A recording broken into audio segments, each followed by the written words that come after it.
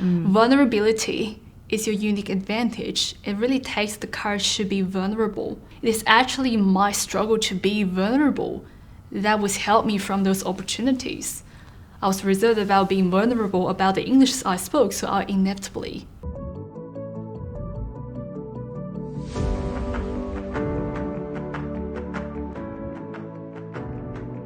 This is Lee, Motivationalee, where our passion meets our purpose.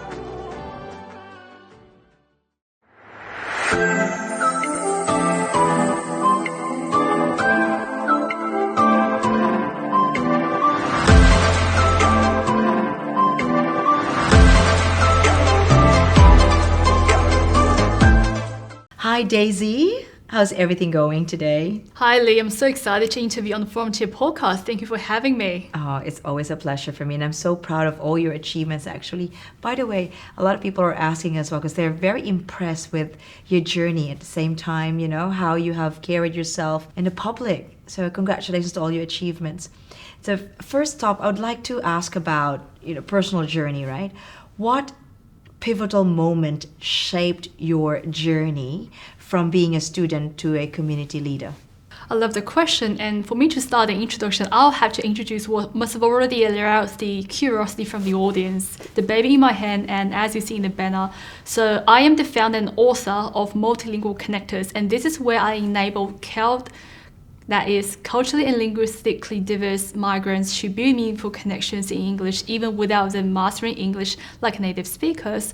So speaking to my journey as a Chinese migrant, who is then really shy and isolated, when I came to Melbourne 9 years ago, due to my upbringing and due to the educational environment, especially in relation to the English subject in China, I had such a strong obsession and limiting belief that English was the answer, profession was the answer for me to build more connections where I'm not Chinese, because I was so pigeonholed and isolated in my Mandarin speaking circle. Okay. What I didn't anticipate totally was that a few years from there, when we were in COVID, I was already working my first industry job. Back then I was in construction management.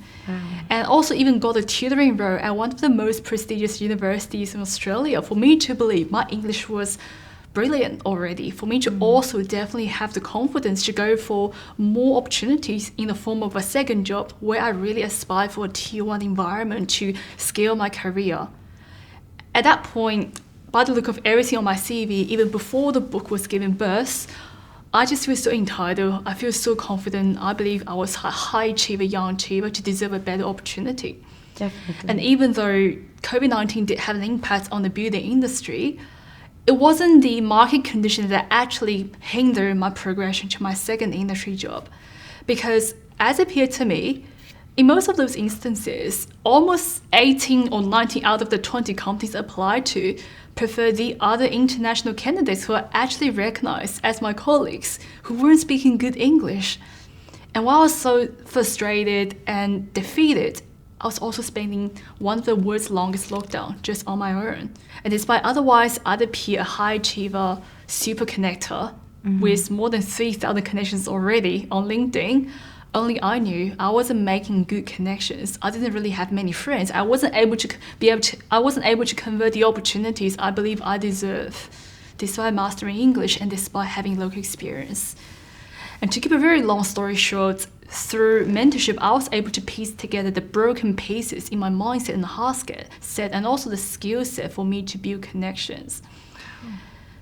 And from a non-native speaking point of view, from an immigrant point of view, I totally also see how my journey and challenges will resonate and connect to those of my fellows, for me to put myself out there to be their mentor and leader, for them to also experience the power of connection, even without them getting the hurdles met as they believe for the next opportunity. Wow.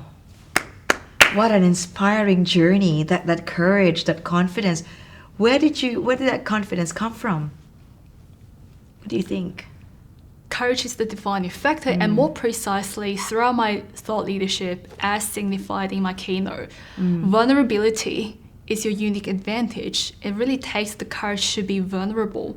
Sure. And as I alluded to in my journey, my struggle actually didn't really stem from the cultural and language differences people may believe, given where I came from.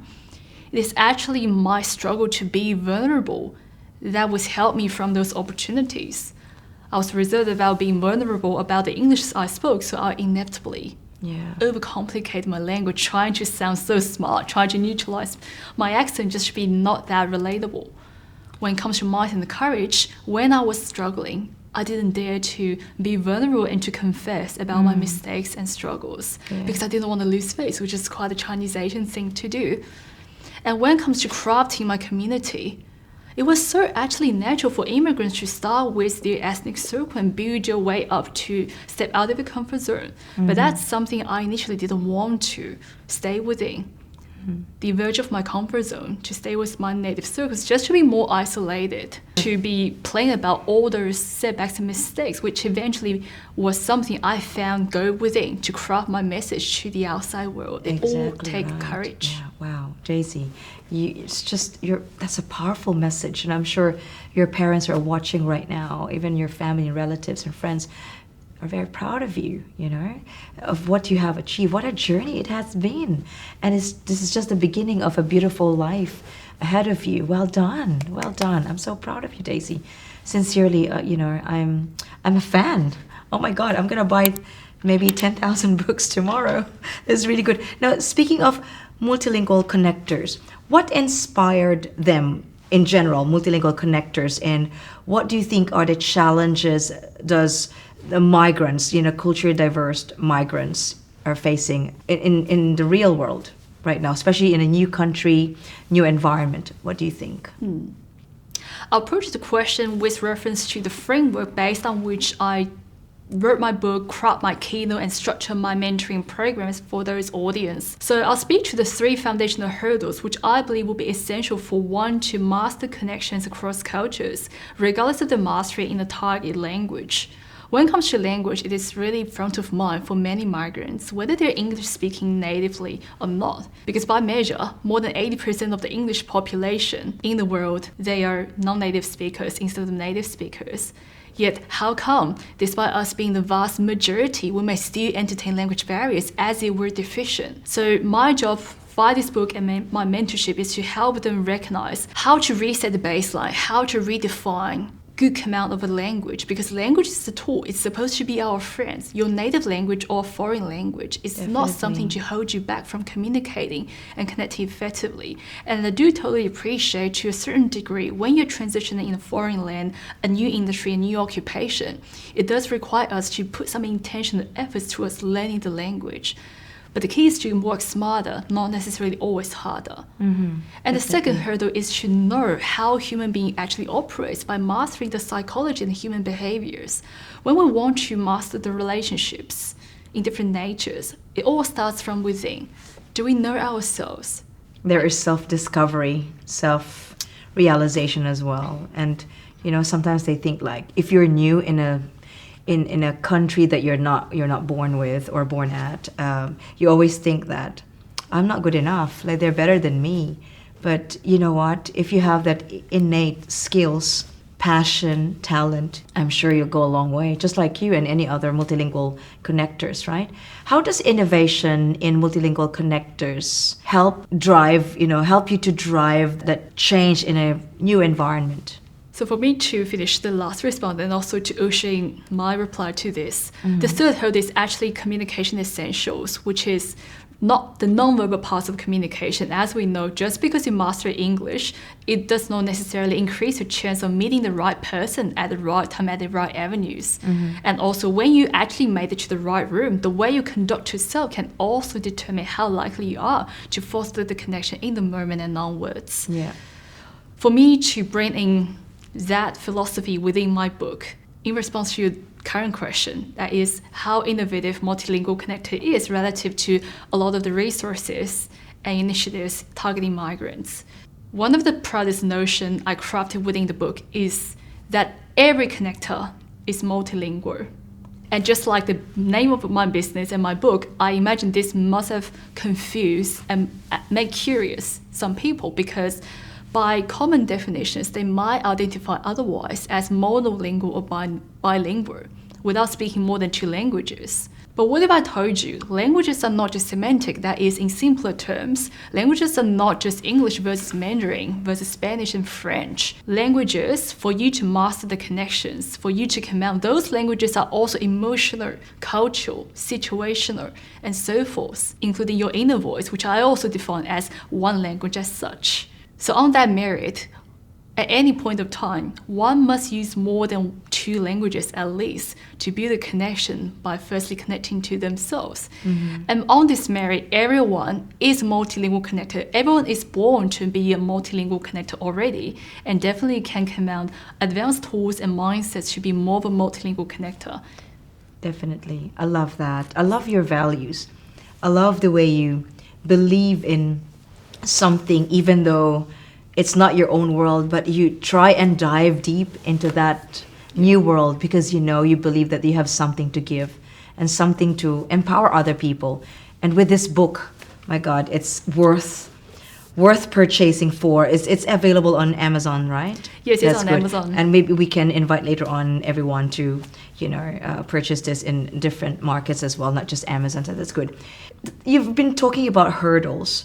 What is or are those unforgettable challenges or obstacles that you have encountered, or in general as multilingual connectors, and how did you overcome them? There is one chapter in my book actually titled "Hurdles Are Not Barriers." I know in common narratives, these 2 words are used interchangeably, but generally, physically I visualize barriers as something inconquerable. But hurdles are something we can leapfrog. On the occasion of the Melbourne Cup weekend, I almost visualized us riding the horse to leapfrog those hurdles, after which we'll go in leaps and bounds and we'll go to the next level or the next journey that elevates us. Like the hurdle, as I will iterate from my multilingual connector framework, is to strategically master the language, to understand how human psychology operates, and also to master the nonverbal parts of communication for us to amplify our chance to build the connections that we actually should define for ourselves. That will be what I speak to as the first hurdle. Do you know what meaningfulness actually means for you? How would you tell a connection from a contact? Because oftentimes I see us blindly following the trend. As a touch on, I was initially so isolated in the Mandarin speaking circle, so I would blindly associate social success with having more Anglo faces in my social media photos that I share with my WeChat Chinese communities, as if I'd actually fit in. But what if fitting in is not really the answer? Fitting in with certain population may not even be the answer for you to carve out a meaningful life. Definitely. It's like facing the reality, no matter what, learn and grow and continue to move forward. I love that passion and your commitment to grow deeper and deeper and become a better version of yourself. Well done. Now, talking about being a young leader, what do you think are the qualities that are essential for any young leaders if they want to create an impact in the community?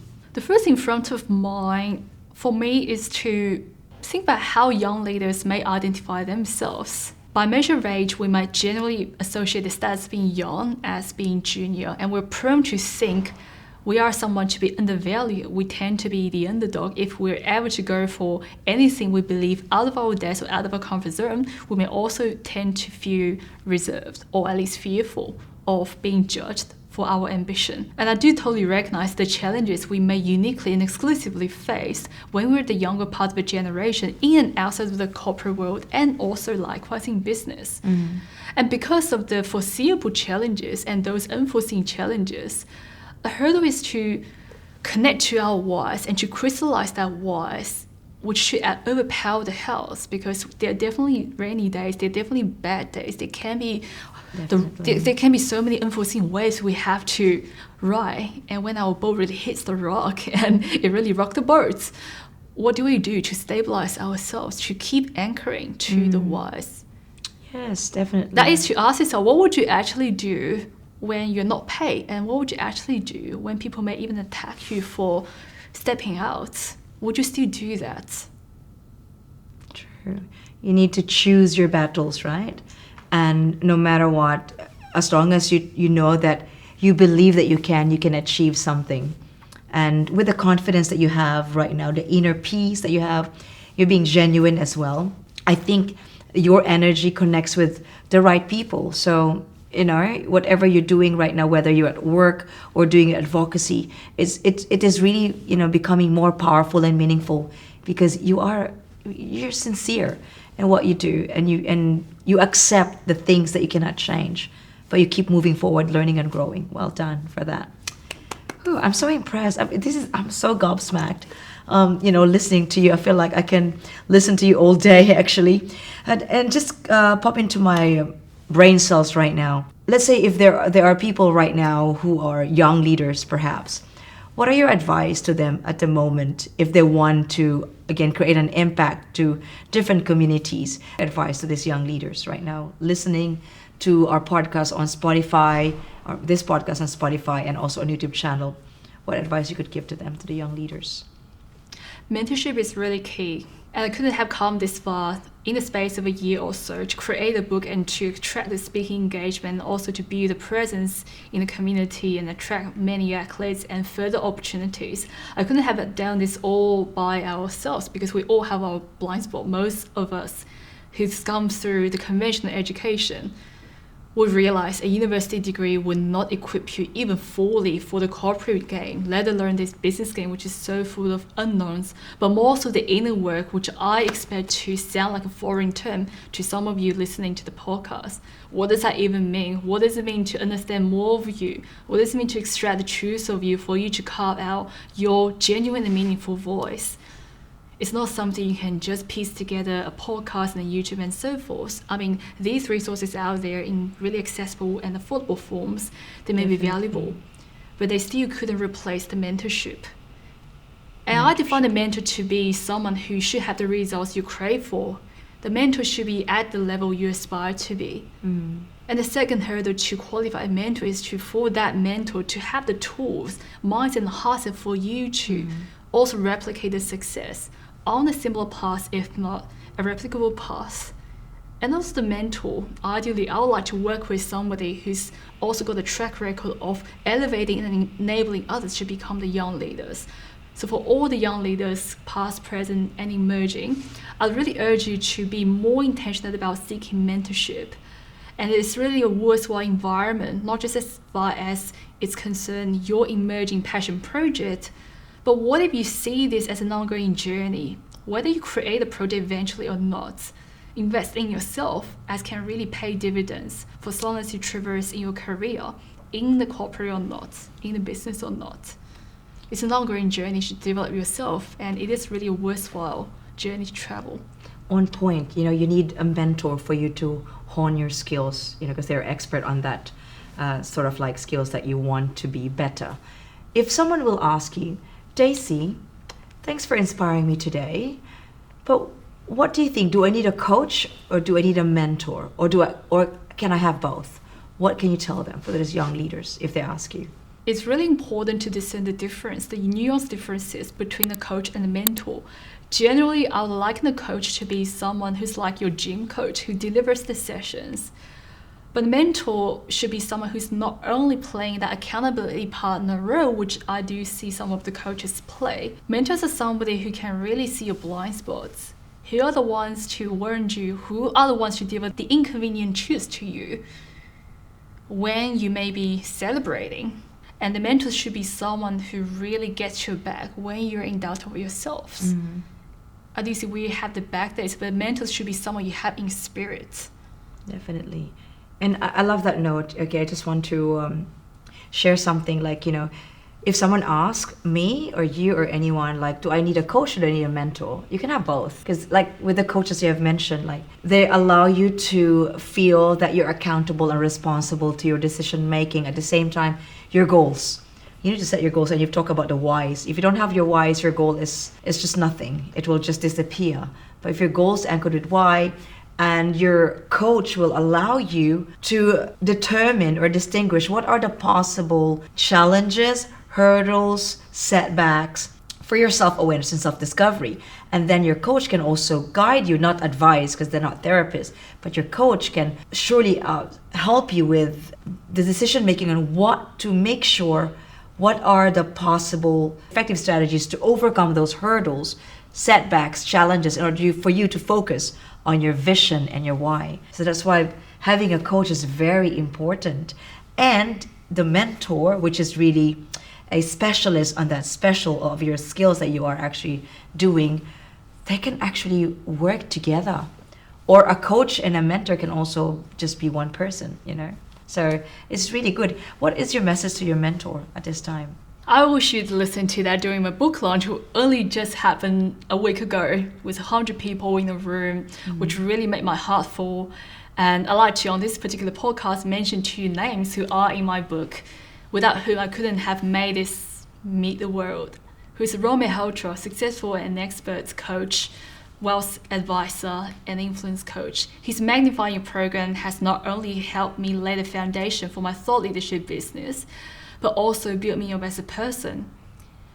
The other lady I will mention should be Eleanor Moshe, one of my most long-established mentors. So she's the one who afforded me the definition of a mentor. That is a relationship whereby I see the line to be so thin between the personal and transactional relationship. In contrast to a coach who I may just hire to have that piece of the puzzle in one place.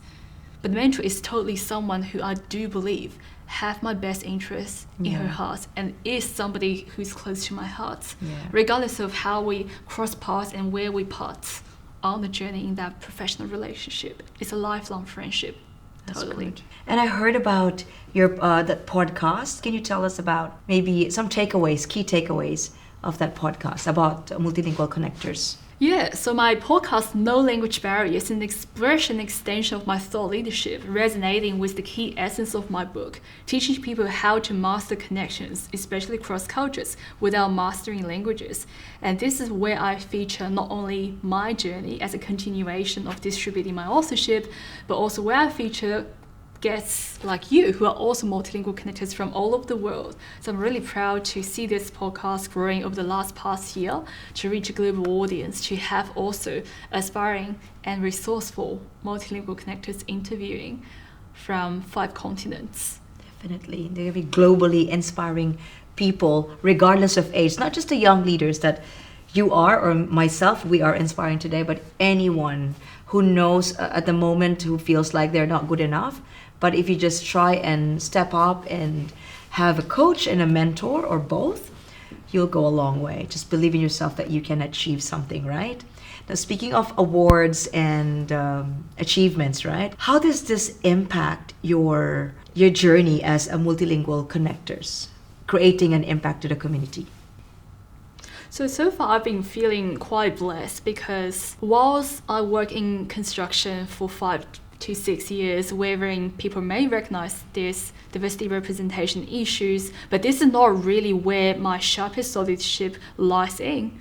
Whilst I was conscious of those issues, it's not what motivated me specifically to develop multilingual connectors, because I believe in self-advocacy instead of attacking the systematic issues and so forth. But I must say, having those awards also complemented my corporate career for me to be recognized as a leader already without necessarily a senior executive title. So it did, to a large extent, help with my corporate progression for me to also be remembered in a certain way. So personal branding definitely traversed different avenues.